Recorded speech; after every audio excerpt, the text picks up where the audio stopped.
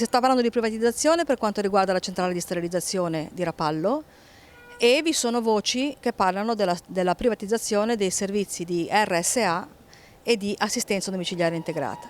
Perché c'è un rischio privatizzazione secondo voi alla centrale sterilizzazione di Rapallo?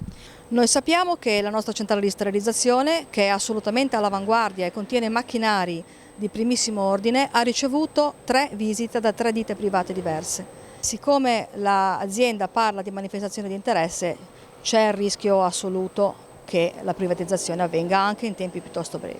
Per le cure domiciliari e l'RSA invece? Stiamo parlando di servizi di assoluta eccellenza, servizi che sono esplicitamente dedicati alla terza e alla quarta età, perciò sarebbe assolutamente un peccato che tutto ciò andasse perduto a favore dei privati. L'azienda che cosa vi risponde? L'azienda purtroppo risponde che al momento non è interessata ad avere confronti con le organizzazioni sindacali.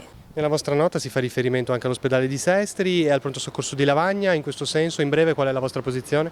Per quanto riguarda il pronto soccorso di Lavagna è previsto che i lavori inizino ad ottobre, ma ad oggi non ci sono più notizie rispetto a questo inizio di lavori. L'ospedale di Sestri Levante è stato svuotato da tutto quello che doveva essere trasferito e attualmente sembra che i lavori siano in forma stagnante.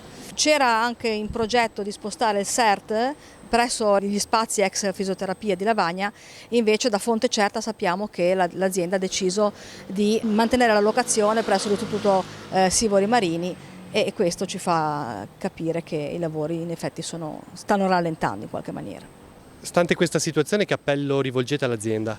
Di essere sentiti più frequentemente, di essere considerati in maniera diversa da quanto stanno facendo e soprattutto chiediamo di valutare bene la ricaduta che le scelte politiche dell'azienda possono avere sulla popolazione, soprattutto anziana.